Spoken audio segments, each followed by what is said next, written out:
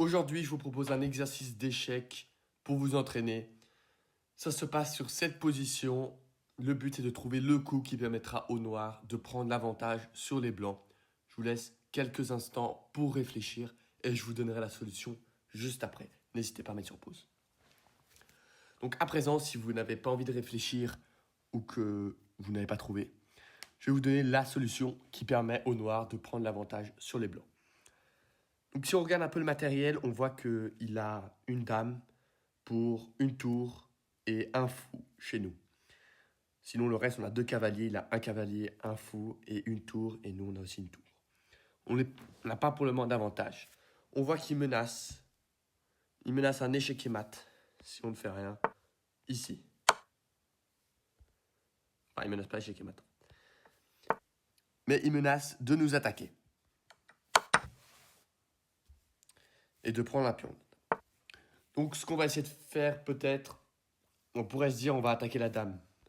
Mais du coup ça ne change rien. On perd un pion et après il pourrait enchaîner avec ça. Qui serait un échec et mat. Donc attaquer la dame, ça ne va pas. On voit qu'on a des cavaliers. On essaie de regarder les fourchettes qu'on pourrait avoir. On voit que si on avait un cavalier ici, on pourrait avoir une fourchette avec la dame et la tour. Mais ça serait inutile parce qu'il aurait juste, encore une fois, à faire ça. Et, encore en plus, on n'a pas de cavalier pour faire ça. Donc si on veut empêcher la dame de partir et d'aller croquer ce pion en B6, il faudrait qu'on attaque le roi. Faire une fourchette royale. On voit... Est-ce que là, le roi et la reine sont en position pour se prendre une fourchette? Pas du tout. Il n'y a aucune case où on peut attaquer à la fois la reine et à la fois le roi. On est là où on attaque la reine, mais on n'attaque pas le roi. On regarde. Peut-être que si le roi était en H2, on pourrait faire une fourchette. Malheureusement, le roi n'est pas en H2. Mais on voit qu'on a une tour en H5. Et qu'en faisant H2, le roi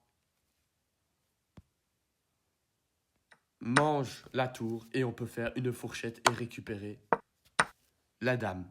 C'était le coup à trouver. On regarde un peu maintenant les autres coups qu'il y avait.